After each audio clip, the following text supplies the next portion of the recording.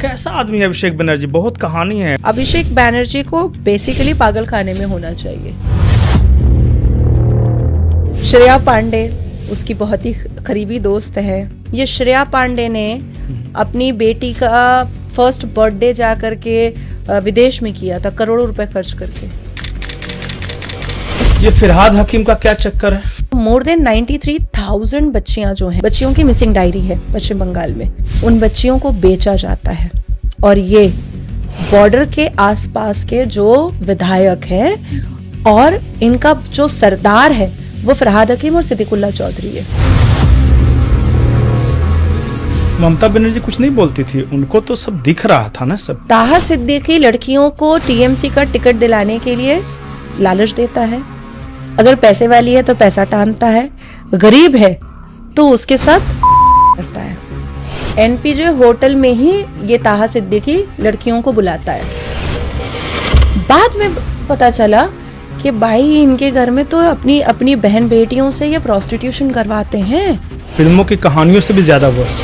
Government hospital के backyard, जो medical hospital है आपका सेंट्रल एवेन्यू में, उसके बैकयार्ड में कम से कम लाखों मुर्दे की हड्डियां पड़ी हुई थी। तो उसकी किडनी, उसके फेफड़े, उसकी आंखें, वोकल कॉर्ड, ये सारी चीजें निकाल करके बेची जाती हैं। अचानक से एक दिन सुबह में न्यूज आती है कि उस प्रॉपर्टी को जब खोदा जा रहा है तो दोनों बेटी और माँ का कटा हुआ शव मिलता है।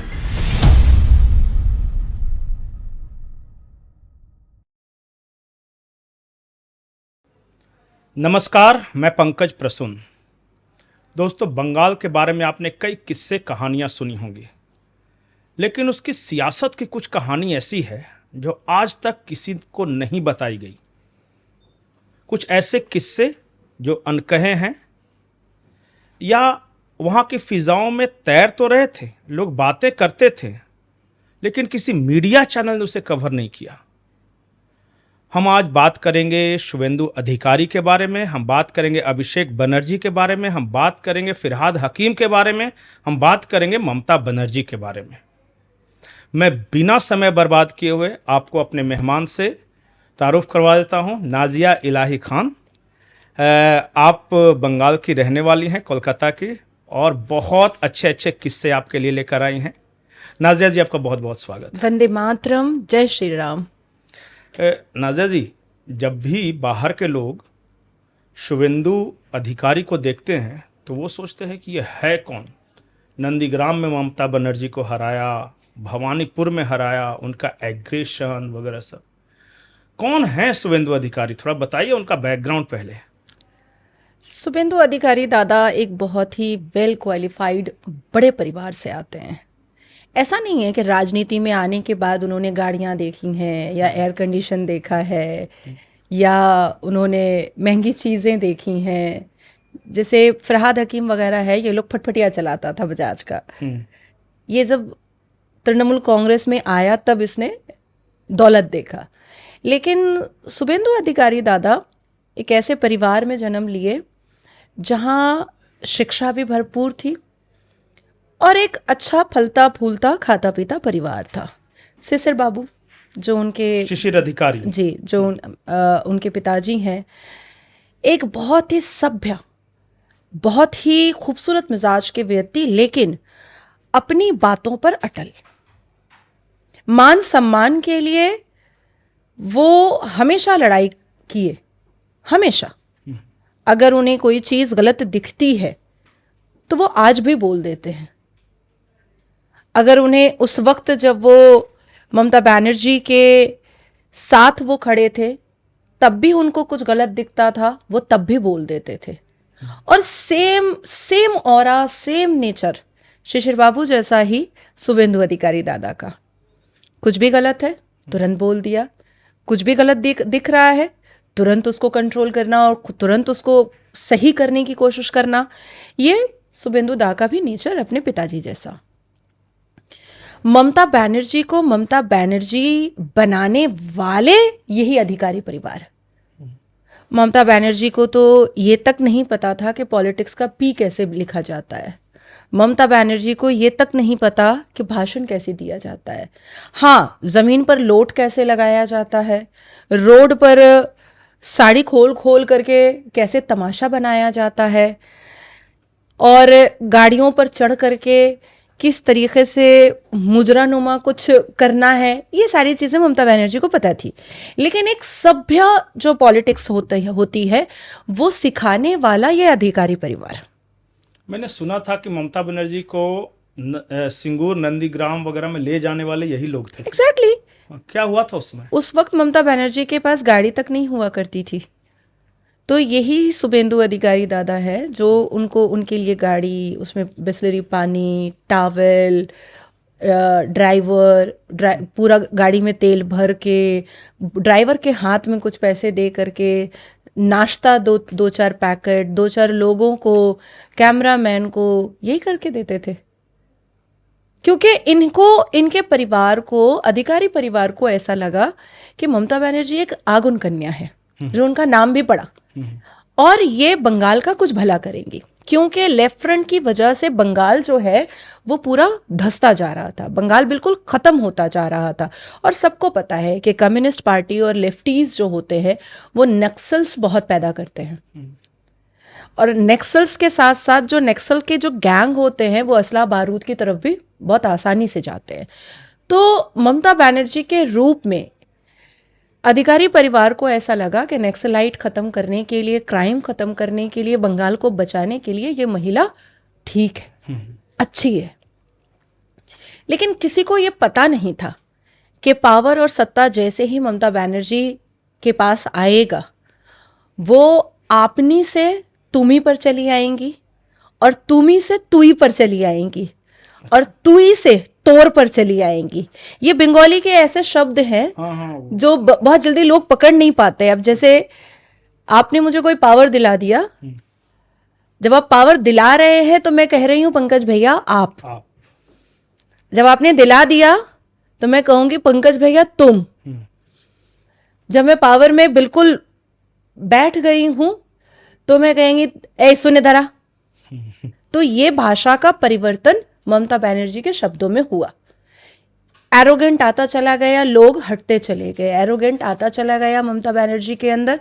और जो पुराने लोग थे जिन्होंने वाकई में तृणमूल कांग्रेस को बनाया, जो अपने हाथों से बैनर और पोस्टर बनाया करते थे, जो अपने हाथों से दीवार लिखा करते थे, जो अपने हाथों से ममता बनर्जी के लिए वो पूरे सत्ता का पूरा एक ब्लूप्रिंट रेडी कर दे रहे थे, और उन तमाम लोगों को बेइज्जत करके ममता बनर्जी ने निकलने पर मजबूर कर दिया। ये शुभेंदु अधिकारी ममता बनर्जी के बीच झगड़ा, मतलब दूरी कैसे पैदा हुई?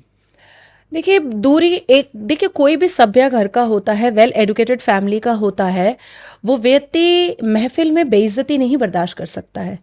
और अर्जुन सिंह हो या शुभेंदु अधिकारी दादा हो, इन सब का कहना था कि आप इस तरीके से हमें बेइज्जत नहीं कर सकती हैं, क्योंकि सबका खून और पसीना लगा था, सबके पैसे लगे हुए थे तृणमूल कांग्रेस को बनाने में, फलने फुलाने में।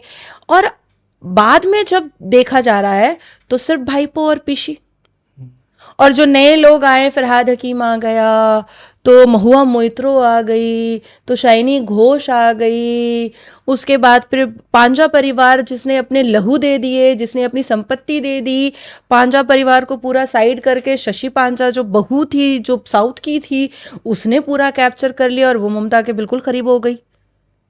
तो जिस तरीके से उन्होंने अपने लोगों के साथ विश्वासघात ममता बनर्जी ने किया है, मुझे ऐसा लगता है कि अगर कोई डायन होती है ना तो वो भी 7 घर छोड़ करके कलेजा खाती है, पर ममता बनर्जी वो डायन है जिसने 7 घर नहीं छोड़ा। सबसे पहले जिसने उसको बनाया ममता बनर्जी, उसी का कलेजा खाने को वो खड़ी हो गई और यहां से झगड़ा स्टार्ट हो गया। अच्छा, ममता बनर्जी जो बेइज्जत करती थी वो तो करती ही थी। जब इनका भाईपो अभिषेक बनर्जी जब पॉलिटिक्स में एक्टिव हुआ, दिल्ली में दुनिया भर का रेप, मॉलेस्टेशन, पूरी अय्याशी, बेहूदगी सब कुछ करके जब बंगाल गया तो एकदम से हाजी बन गया। पता ही नहीं चल रहा है कि ये वही अभिषेक बनर्जी है जो ललित होटल के कीटीसू में दारू पी करके लोट लगाता था। पता ही नहीं चल, सारी चीजों को दबा दिया गया कि भाई दिल्ली में उसके ऊपर मॉलेस्टेशन और रेप के एफआईआर है। कुछ पता ही नहीं चलने दिया गया कि कितनी बार वो फेल हुआ है और उसने कितने गाड़ी के एक्सीडेंट्स वगैरह करके रखे हैं एनसीआर वगैरह में। बिल्कुल हाजी बन करके वो पश्चिम बंगाल पहुंचा और उसके बाद a baby born with a golden spoon, तुरंत ममता बनर्जी ने उसको सत्ता उसके हवाले कर दिया। अब आप सोचिए कि नजरों के सामने जो बच्चा बड़ा हुआ है वो उंगलियां दिखा करके बात कर रहा है शुभेंदु अधिकारी दादा से, वो उंगलियां दिखा करके बात कर रहा है अर्जुन सिंह साहब से, वो उंगलियां दिखा करके बात कर रहा है बड़े बड़े नेता मंत्रियों से। तो ये कौन बर्दाश्त करेगा? कोई नहीं बर्दाश्त कर सकता है। हालांकि शुभेंदु अधिकारी दादा को समझाने बुझाने की कोशिश ममता बनर्जी ने बहुत की, लेकिन अधिकारी दादा जो थे वो अपने मान सम्मान के लिए जीते हैं और मान सम्मान के लिए मरते हैं। उनका एक चीज मुझे बहुत पसंद आता है जो मुझसे मैच भी होता है, जो बोलेंगे मुंह पर बोलेंगे, ना पीठ पीछे बोलने की जरूरत है और ना ही कोई कॉन्स्पिरेसी क्रिएट करने की जरूरत है। जैसे उन्होंने ऐलानिया कहा कि भारतीय जनता पार्टी को संख्यालघु मोर्चा की जरूरत नहीं है, मतलब माइनॉरिटी मोर्चा की जरूरत नहीं है। ये बात मैं भी बोलती हूँ कि माइनॉरिटी मोर्चा करता क्या है भैया, पैसे बर्बाद होते हैं। ये फिरहाद हकीम का क्या चक्कर है? वो कैसे इतना करीब कैसे आ गया वो ममता बनर्जी अभिषेक बनर्जी के? जब फरहाद हकीम, जब टीएमसी की नई नई सरकार आई थी तब फरहाद हकीम नाचता था संजय बख्शी के आगे पीछे। संजय बख्शी का जूता तक उठा करके काली घाट में वो देता था फरहाद हकीम। फरहाद हकीम काली घाट में ममता बनर्जी से मिलने के लिए 4-4 5-5 घंटे बैठा रहता था और कभी मुलाई घटक को, कभी पार्थो चैटर्जी को, कभी संजय बख्शी को, कभी सुब्रतो बख्शी को हाथ जोड़ करके कहता था 1 मिनट के लिए दीदी से मिला दो। वो प्रिपेयर हो करके कालीघाट वाले घर में दीदी के घर में आता था, स्टील का टिफिन रहता था, सूखी रोटी और भिंडी की भुजिया, और बजाज के फटफटिया से वो आता था। उसके बाद फिर धीरे धीरे धीरे धीरे फरहाद हकीम ने ममता के साथ क्लोज होना स्टार्ट किया। उसने यकीन दिलाया ममता बनर्जी को, फरहाद हकीम ने, कि उसकी वजह से मुसलमान वोट जो है वो पॉकेट वोट आपका हो जाएगा। फरहाद हकीम ने ममता बनर्जी को बताया कि उसके अब्बा ने लव जिहाद किया था।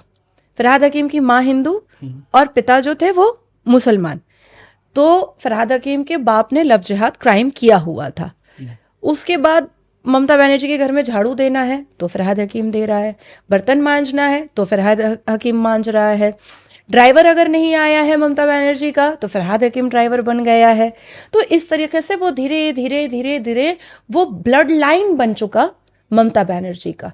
और उसके बाद फिर फरहाद हकीम जो है वो धीरे धीरे उसने संजय बख्शी को दूर करवाया, सुब्रतो बख्शी को दूर करवाया, उसने पार्थो चैटर्जी को दूर करवाया, मतलब सबको वो दूर करवाता चला गया। अब आते हैं कि फरहाद हकीम अभी भी कोलकाता का मेयर है और ये जाना जाता है कि वो ममता बनर्जी का सबसे लाडला मंत्री है। और आप सोचिए कि 29 अप्रैल को रात में 12 बजे गरजती बरसती बारिश में ममता बनर्जी जब वॉर हाउस जाती हैं इलेक्शन कमीशन, तो भी वो फरहाद हकीम को ही लेकर जाती हैं। कितना क्लोज है वो। फरहाद हकीम के अगर क्रिमिनल डेटा को निकालना है, कुछ नहीं करना होगा। खिदरपुर में एक लाला बोल करके बंदा रहता है, लंबा सा है, गोरा सा है, उसके घुंघराले बाल हैं। उस लाला को अरेस्ट कर लिया जाए, सब सामने आ जाएगा। 4 साल पहले की घटना है। खिदरपुर में लाला को फरहाद हकीम के कहने पर एक प्रॉपर्टी डेवलप करनी थी। उस प्रॉपर्टी में 2 बेटी और एक माँ रहती थी। उसी बंगाली हिंदू की वो प्रॉपर्टी थी। डिस्प्यूट पता चलता है, बहुत झगड़ा हो रहा है, कोर्ट कचहरी हो रहा है, थाना पुलिस हो रहा है। अचानक से एक दिन सुबह में न्यूज़ आती है कि उस प्रॉपर्टी को जब खोदा जा रहा है तो दोनों बेटी और माँ का कटा हुआ शव मिलता है। लाला को पुलिस उठाकर मर्डर केस में लेकर के भी जाती है और उसके बाद फिर विद इन 2 वीक्स लाला को बेल भी मिल जाता है मर्डर केस में। और उसके बाद आज जब आप जाइएगा खिदरपुर तो वो प्रॉपर्टी आलीशान बनी हुई है, 2 बेटी और एक हिंदू मां के खून पर। दूसरा, पोर्ट एरिया जब आप जाते हैं, आप स्टार्ट कीजिए वॉटगंज से, वॉटगंज, उसके बाद फिर खिदिरपुर, उसके बाद फिर इकबालपुर, उसके बाद फिर गार्डन रीच, उसके बाद रामनगर, उसके बाद फिर आपका मटिया ब्रोज, उसके बाद नादियाल एंड। ये पोर्ट एरिया है। उस पोर्ट एरिया में फरहाद हकीम अपने मेयर होने का जो फायदा उठाया है, 300 स्क्वायर फीट की जगह पर 3 तल्ला बिल्डिंग, 750 स्क्वायर फीट की जगह पर 7 तल्ला बिल्डिंग, 500 स्क्वायर फीट की जगह पर 5 तल्ला बिल्डिंग और उसमें लिफ्ट भी। ऑथोरिटीज कुछ कर नहीं पाते होंगे क्योंकि वो खुद मेयर है। खुद मेयर है। कितनी बिल्डिंगें ऐसी हैं जिसमें, और सब मुसलमान, जिसमें अगर कोई मर गया है तो बॉडी उतारी जाती है उसकी रस्सी से लटका करके। कोई बीमार होता है तो वो कलप कलप करके ही मर जाता है, क्योंकि गलियां इतनी नैरो हैं कि उसमें ना एम्बुलेंस जा सकता है, ना फायर ब्रिगेड जा सकता है, और ना मरा हुआ बॉडी के लिए अगर मुसलमान है तो जनाजा भी नहीं जा सकता उठाने के लिए। ये आलम करके फरहाद हकीम रखा है। अब आते हैं कि फरहाद हकीम के नेतृत्व में ही गार्डन रीच में, आपको याद होगा, एक काउंसलर था मुन्ना, जिसका बेटा बड़ा हीरो बनता है, अभी वही काउंसलर बन करके बैठा हुआ है। मुन्ना का बेटा जैसे ही काउंसलर बना, पोर्ट जो पानी है ना, उसके शिप में के पानी के बीच में शिप रहता है, और उस शिप पर इलीगल कॉल सेंटर चलता है। शिप पर कॉल सेंटर चल रहा है जी, ताकि ट्रेस ना हो। अलग काम करता है वो कॉल सेंटर। वो कॉल सेंटर जैसे वेस्टर्न कंट्रीज है, अरबियन कंट्रीज है, वहाँ के लोगों को ये लोग फेक फ़ोन करते हैं कि हम इंश्योरेंस वाले हैं, हम मेडिकल इंश्योरेंस वाले हैं, और उसके बाद फिर उनके क्रेडिट कार्ड और डेबिट कार्ड का पैसा ले लेता है। वेस्ट बंगाल में और ख़ास करके कोलकाता में रात में 12 बजे के बाद पार्क स्ट्रीट में, सॉल्ट लेक में, लेक टाउन में अगर आपको मर्सिडीज़ दिख रही है या आपको लिम्बोर्गिनी दिख रही है, तो आप समझ लीजिए कि ये इलीगल कॉल सेंटर वाला लड़का है, जो निकलता ही है रात को 12 बजे के बाद। पूरी रात वो शिप पर पानी के बीच में कॉल सेंटर चलाया जाता है, पूरी रात विदेशी पैसों को लूटा जाता है, और उस दिन भर ये लोग सोते हैं और रात में ये काम करते हैं। दूसरा, वो जो मुन्ना है वो फरहाद हकीम का काफ़ी क्लोज था, बल्कि काफ़ी, शायद 1.5 साल या 2 साल वो जेल में भी था मर्डर केस में। मटिया ब्रूज पुलिस स्टेशन की मैं बात बता रही हूँ। अफीम, चरस, गांजा, कोकीन का सप्लाई मुन्ना का बेटा करता है। तीसरा, इलीगल कंस्ट्रक्शन तो छोड़ दीजिए, तीसरा कन्वर्शन, धर्मांतरण। पूरे के पूरे पोर्ट एरिया में धर्मांतरण पीक पे है। आप क्या टीसीएस की बात करेंगे, आप क्या झांगुर पीर की बात करेंगे, कुछ नहीं है। ये लोग जो धर्मांतरण पश्चिम बंगाल में, कोलकाता में, पोर्ट एरिया में हुआ है, उसकी कल्पना आप नहीं कर सकते हैं। टीसीएस फेल है, झांगुर पीर फेल है, उत्तर प्रदेश के सारे मामले फेल हैं। जो पोर्ट में फरहाद हकीम के नेतृत्व में मुन्ना का बेटा काउंसलर करवा रहा है, गार्डन रीच का वो काउंसलर है अभी। अब आते हैं कि पश्चिम बंगाल और कोलकाता में जितने भी मुस्लिम मोहल्ले हैं, सब में प्रोस्टिट्यूशन का काम होता है घरों के अंदर। 90% घरों के अंदर, घर के अंदर जी 90% घरों के अंदर। परिवार वाले खुद मुसलमान पुरुष करवाते हैं अपनी बहू बेटियों से, और जिसका कट मनी फरहाद हकीम के पास जाता है, कट मनी जाता है फरहाद हकीम के पास। कोलकाता में एक एरिया है बालीगंज, बालीगंज के आगे जाइएगा तो मेफेयर रोड मिलेगा। मेफेयर रोड के अंदर जाइएगा तो पंजाब वेलफेयर बोल करके एक पंजाबियों का एक बहुत बड़ा वेलफेयर है, बहुत खूबसूरत बिल्डिंग वो बनी हुई है। उसके पीछे में, जिसको बोला ही जाता है मेफेयर रोड, उसके पीछे में एक मुसलमान बस्ती है, चामरू खानसामा लेन, और उसके इस तरफ थोड़ा सा आ जाइएगा 1 किलोमीटर तो कलेजी पट्टी है।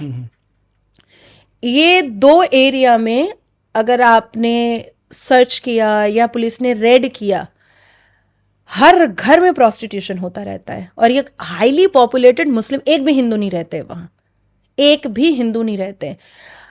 स्टार्टिंग में ना सबको लगता है झुग्गी झोपड़ी वाला और हाथ में आईफोन रहता इतने गंदे में है, झुग्गी झोपड़ी में भाई 4 व्हीलर कार, बाइक इतनी महंगी महंगी, रॉयल एनफील्ड की बाइक, इतने महंगे महंगे कपड़े सब लड़कियों के। बाद में पता चला कि भाई इनके घर में तो अपनी अपनी बहन बेटियों से ये प्रोस्टिट्यूशन करवाते हैं। अब 5वां सुनिए, बहुत बड़ा, ये जो नेपाल, मणिपाल और बांग्लादेश से जो लड़कियां बच्चियां आती हैं, आप गूगल सर्च करेंगे तो मोर देन 93,000 बच्चियां जो हैं, मोर देन 93,000 बच्चियों की मिसिंग डायरी है पश्चिम बंगाल में लास्ट 10 ईयर्स में। कहाँ गायब हो रही हैं वो बच्चियां? Can you imagine? उन बच्चियों को बेचा जाता है। और ये बॉर्डर के आसपास के जो विधायक हैं और इनका जो सरदार है वो फरहाद हकीम और सिद्दीकुल्ला चौधरी है, और फुरफुरा शरीफ का पीर ताहा सिद्दीकी है। अच्छा। ताहा सिद्दीकी एक ऐसा पीर है जिसको सबसे मैंने ही डिकोड किया था, वो मैं ही थी। ताहा सिद्दीकी लड़कियों को टीएमसी का टिकट दिलाने के लिए लालच देता है, अगर पैसे वाली है तो पैसा टानता है, गरीब है तो उसके साथ करता है। मतलब संदेश खाली से भी ज्यादा भयानक। हाँ, संदेश खाली भी कुछ नहीं है जो ताहा सिद्दीकी कर रहा है। ताहा सिद्दीकी ने, मुझे जहां तक लगता है कि अब तक लाख लड़की से ऊपर के साथ उसने बेचा होगा टीएमसी के अलग अलग नेताओं को टिकट दिलाने के लालच में, और खुद भी यूज किया होगा। वो एक पतला सा लेनिन का लुंगी पहना रहता है, और उसी लुंगी के ही पतला सूती का वो एक आधा कुर्ता पहना रहता है, अंदर में कोई इनर गारमेंट नहीं होता है, और वो टोपी लगाया हुआ रहता है, मेहंदी लगा करके दाढ़ी रहती है उसकी। गूगल में भी सर्च करेंगे ताहा सिद्दीकी फुरफुरा शरीफ तो आपको दिखेगा। और वो इंटेंशनली बहु बेटियों के सामने बुर्के वाली, हिजाब वाली सब महिलाएं आती हैं, इंटेंशनली वो अपना पैर बार बार ऐसे और ऐसे करता है। छोड़िए ये सब, मैं तो सुन के ही मतलब हैरान हूँ। मतलब जस्ट इमेजिन कर सकते हैं कि वहाँ क्या स्थिति है। फरहाद हकीम का एयरपोर्ट के पास एक होटल है जो एक्चुअली में फरहाद हकीम का है, लेकिन उसने किसी के नाम से करके रखा हुआ है। उस होटल का नाम है एनपीजे होटल। एनपीजे होटल में ही ये ताहा सिद्दीकी लड़कियों को बुलाता है और बुला करके उसके साथ दुष्कर्म करता है। अभिषेक बनर्जी कैसे करीब आया?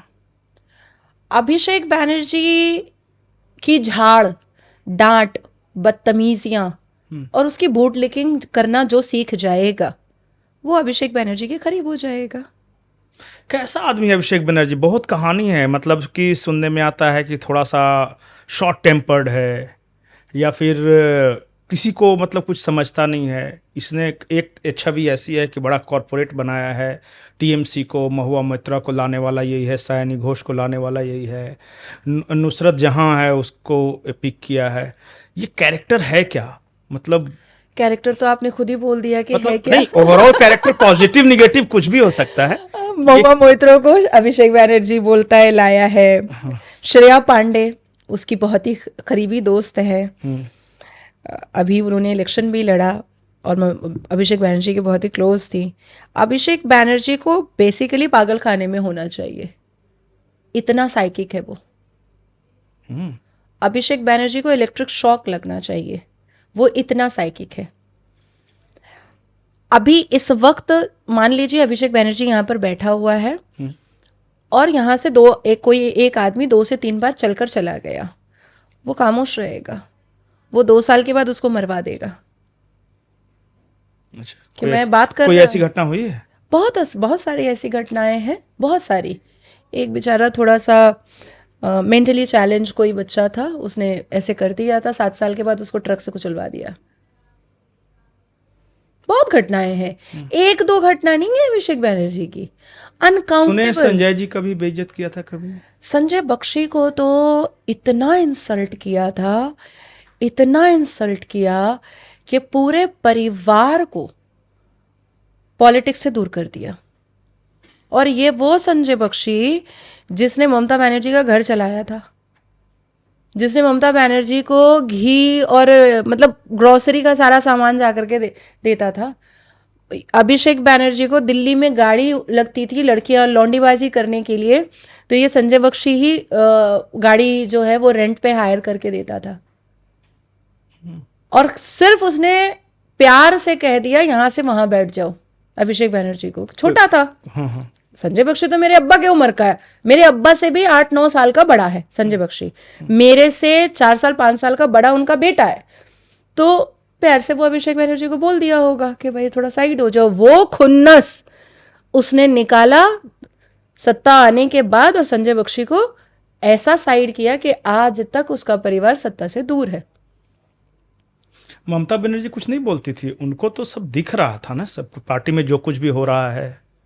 देखिए पंकज जी, मुझे ऐसा लगता है कि जिस घर में, जैसे एक घर होता है जहाँ सुबह उठने के बाद योग होता है, अच्छी बातें होती हैं, दुनिया की और राष्ट्र की और राज्य की खबरें सुनी जाती हैं, पढ़ाई लिखाई की बातें होती हैं, तो उसको वो बच्चे को वो कहीं भी चला जाए वही माहौल पसंद आता है। एक होता है सुबह उठते ही तेरी का। तो ममता बनर्जी को उसकी करतूतें, अभिषेक बनर्जी की, उसकी क्रिमिनल डायबोलिक माइंड, उसका साइकिक नेचर, उसका शॉर्ट टेम्पर, उसकी बदतमीजी, उसका एरोगेंट, ये तब बुरा लगता जब ममता बनर्जी सभ्य होती। ममता बनर्जी तो खुद ही बहुत एरोगेंट है, ममता बनर्जी तो खुद ही बहुत सभ्य नहीं है, वो तो खुद ही बहुत बदतमीज है, वो तो हमेशा से बदतमीज रही है। ममता बनर्जी जिस हिसाब से शब्दों का प्रयोग करती हैं, कोई अच्छे घर की महिला तो करती नहीं है। जिस हिसाब से उनका बॉडी चमकता और छटकता आया है हमेशा से, चाहे जवानी की वीडियोस विजुअल्स देख लीजिए, चाहे अभी की देख लीजिए, अजब सा छटकती हैं वो। महिला मुख्यमंत्री आंदोलनकारी हैं, एनर्जेटिक है ये सब। It's not energetic. क्यों? हमने महिला मुख्यमंत्री में तो जयललिता मैम को भी देखा, महिला मुख्यमंत्री में हमने मायावती मैम को भी देखा, तो हम तो बहुत बड़े बड़े पदों पर महिलाओं को देखते ही आ रहे हैं। ये बॉडी लैंग्वेज की जरूरत नहीं होती है, जनता इससे दूर होती है, जनता इससे पास नहीं होती है। लोग बोलते हैं शी इज स्ट्रीट फाइटर, मतलब कि वो हवाई चप्पल, सफेद साड़ी, पूरे बंगाल पर भारी, एक बंगाल की नारी। मेरा तो स्लोगन है, हवाई चप्पल सफेद साड़ी, दीदी भागो यहाँ से ताड़ा ताड़ी, और भाग भी गई। वो एक दिखावा था, कस्टमाइज 45 लाख का आईफोन हाथ में, साड़ी 10 से 12 हजार की उनकी नल्ली से आती है। अच्छा। नल्ली शोरूम से आती है उनकी साड़ी, क्योंकि मैं कई बार जब मैं टीएमसी में थी तो मैंने कई बार मंच पर उनको साड़ियाँ दी है, मेरे पास फोटोग्राफ्स है। तो वो नल्ली के बिना अलावा वो 10,000, 12,000, 15,000 से नीचे की साड़ी पहनती नहीं है। 45 लाख का तो उनका कस्टमाइज, उनके पास हाथ में मोबाइल है। जो चश्मा वो लगाती हैं वो कम से कम 2 से 2.5 लाख रुपए का होता है, जो कस्टमाइज बनता है जीकेबी ऑप्टिकल्स में। अच्छा। तो ये बेवकूफ़ बनाने का अच्छा टेक्निक है, लेकिन आप एक समय तक ही जनता को बेवकूफ़ बना सकते हो, उसके बाद नहीं बना सकते हो। अब फरहाद हकीम की बेटियां जो हैं वो ईद की शॉपिंग के लिए पेरिस जाती थी। ये श्रेया पांडे ने अपनी बेटी का फर्स्ट बर्थडे जा करके विदेश में किया था, करोड़ों रुपए खर्च करके। मतलब इनके लिए डॉल्चे गबाना, इनके लिए लुई विटॉन कोई मतलब अहमियत नहीं रखता है। हम लोग ने तो नाम भी नहीं सुना, आप बता रही हैं तो सुन रहे हैं। मतलब डॉल्चे गबाना का सनग्लास जो होता है वो 4-4 लाख रुपए का आता है। लुई विटॉन के चप्पल जो होते हैं वो 3-3 लाख, 1.5 लाख रुपए के आते हैं। जिमी चू के जो एक्सेसरीज होती है, जो पर्स होता है, वो 25-25 लाख रुपए का आता है। ये सब वो लोग यूज करते हैं। हम सिर्फ सपने में ही देख सकते हैं, हमारी औकात नहीं है इन सब चीज़ों को इस्तेमाल करने की। आगे क्या लग रहा है? आप बंगाल को बहुत अच्छी तरह जानते हैं, ये पीसी भाइपो का फ्यूचर, क्योंकि बहुत तरह के केसेस भी हैं और फिर बहुत बैगेज बहुत है। शारदा घोटाला, नारदा वाला वो आया, फिर पार्थो चटर्जी वाला केस है, टीचर रिक्रूटमेंट स्कैम है, ओबीसी, हाँ ओबीसी वाला मामला है, वो डियर लॉटरी। नगर निगम वाला, मतलब कि लॉटरी का पूरा ये है। मैंने 12 एक जगह लिखे थे, वो जेल जाएंगे या बचेंगे ये दोनों? ये जो आप घोटाले की बात कर रहे हैं, अल्टीमेटली ये आ जाता है उन सेक्शंस में जिसमें कभी ना कभी रिहाई तो, बेल तो मिल ही जाता है।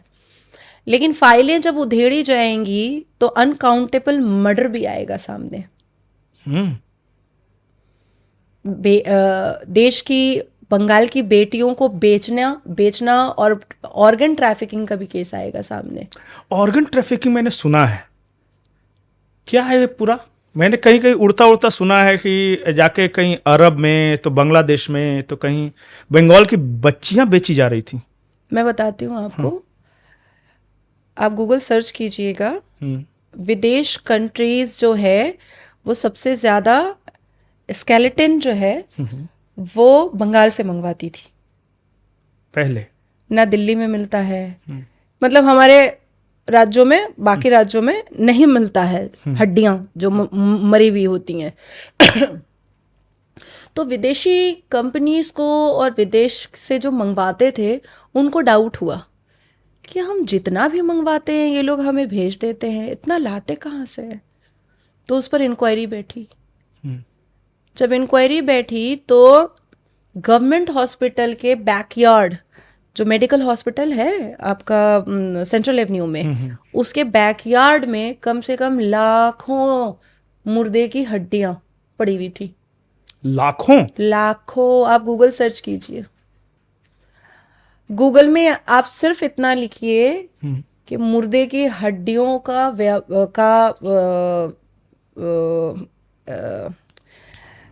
व्यापार करने वाला सबसे प्रथम स्टेट वेस्ट बंगाल आ जाएगा। तो ये तो पहले होता होगा ना, हमने सुना उसके था बाद अभी भी होता है। जैसे हम लोग देखते हैं ना कि अचानक से मिसिंग हो गया बच्चा, एक जीडी हो गया और उसके बाद फिर बच्चा मिला ही नहीं, तो उसकी किडनी, उसके फेफड़े, उसकी आंखें, वोकल कॉर्ड, ये सारी चीजें निकाल करके बेची जाती हैं। आप सोचो ना, आर्जिकल वाले मसले को ममता ने क्यों जल्दी जल्दी दबाया? आप सिर्फ सोच के देखो ना कि क्यों वो इतनी परेशान थी, क्यों वहां का जो डीन था, जो चेयरमैन था, वहां के जो ऊपर के जो सब डॉक्टर्स थे, उनके अंदर जो घबराहट थी, जो परेशानी थी, वो क्यों थी?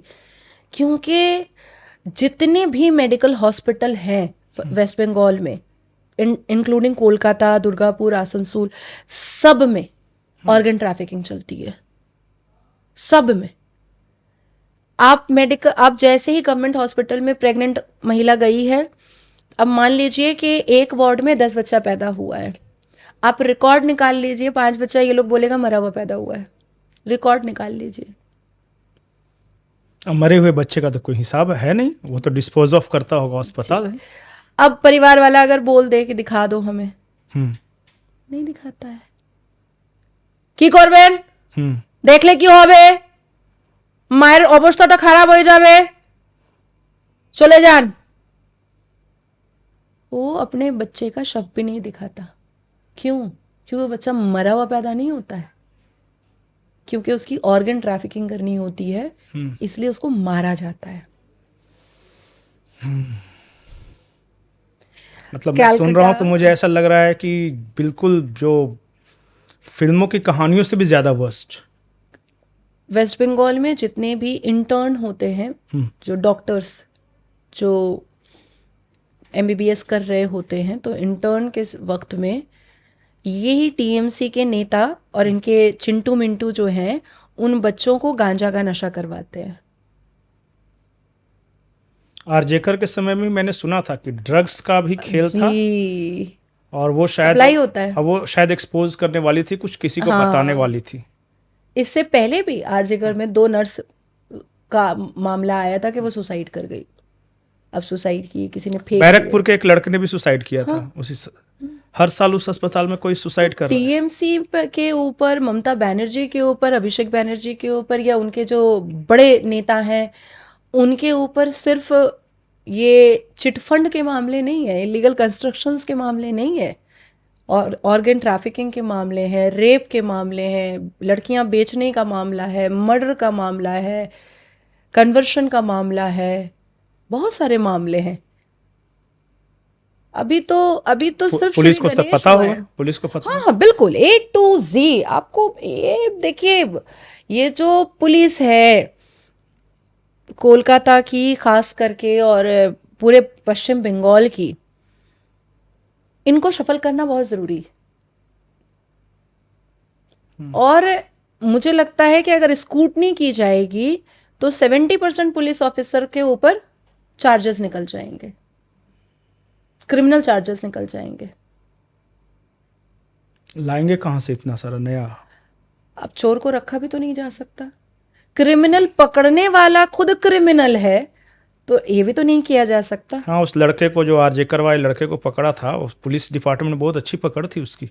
अब आप सोचिए, एक सिविक पुलिस, हाँ वो सिविक पुलिस वाला और लफंदर लड़का एकदम। हाँ एक सिविक पुलिस, वो दारू पीता है, वो अपनी बीवी को के साथ मारपीट करता है, वो पॉर्न मूवी देखते देखते आता है और पुलिस के यूनिफॉर्म में रहता है, पूरा दारू पी करके भंड रहता है, और वो जा करके एक रेसिडेंट डॉक्टर का रेप कर देता है, ब्रूटल, उसका मर्डर कर देता है। ये है पुलिस ममता की।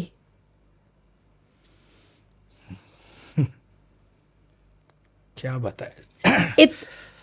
कितने थाना के ऑफिसर इंचार्ज हैं जो ऑफिसर इंचार्ज के कमरे में प्रोस्टिट्यूट्स को बुला करके नंगई करते हैं थाना में, थाने के अंदर इजली। सेकंड, आप अभी तो शायद पुलिस डर करके बहुत सारी चीजों को अभी रोक करके रखी हुई होगी। 29 तारीख से पहले तक में अगर कोई 10 बजे के बाद थाना चला जाए जीडी लिखाने या कुछ, এখন ঢুকবেন না, এখন बड़े बाबू काजे आचे। अच्छा, बड़े बाबू कर क्या रहे हैं? दारू चल रहा है और चिकन पकोड़ा और मटन सीख कबाब आ रहा है, और वहां पर सारे बिल्डर बैठे हुए हैं, और वो तय हो रहा है कि इलीगल कंस्ट्रक्शन तुम राजा बाजार में यहाँ पर बना रहे हो, प्रत्येक स्क्वायर फीट पर 300 रुपया हमको देना और बाकी तुम बना लो। यही तो काम था। और वो ज्यादातर टीएमसी वाले होते होंगे। अंडरस्टूड। यही तो काम था हमारी पुलिस ऑफिसर का। हमारे पुलिस ऑफिसर का काम चोर पकड़ने का नहीं था। अब जब भारतीय जनता पार्टी का कोई कुछ बोला, बस 200 पुलिस आ रही है अरेस्ट करने के लिए, 300 पुलिस आ रही है, नोएडा तक में आ रही है, बेंगलोर जा रही है पुलिस, गुड़गांव, नोएडा, बेंगलोर, सब जगह जाके पुलिस। जरा सा भी एक कार्टून एक जादवपुर यूनिवर्सिटी वाले प्रोफेसर ने बनाया था, उसको अरेस्ट कर लिया बेचारे। वो बेचारी बच्ची शर्मिस्ता, हाँ वो तो बेचारी गुड़गांव चली आई थी पुलिस अरेस्ट करने के लिए। मैं, भाई तुम क्या कर रहे हो? मैंने यहाँ सुप्रीम कोर्ट के बाहर कांवड़ यात्रा को समर्थन किया था, 71 FIR मेरा बंगाल में, अभी तक मैं कॉश करवा रही हूँ। खैर, अब इस पे कुछ कहा तो नहीं जा सकता। आपको ये सारी बातें आपने भी सुनी है, और हमारा मकसद यही था कि बंगाल की कुछ डार्क सीक्रेट्स ऐसे हैं, political, police department, medical college, ये सब आपके सामने आना चाहिए। आप इस देश की जनता हैं, आप जनार्दन हैं, आप फैसला करें कि जो बंगाल में चल रहा था उसे सरकार भी कहेंगे या नहीं कहेंगे। आपको हमारा यह वीडियो कैसा लगा कमेंट सेक्शन में ज़रूर बताएं। नमस्कार।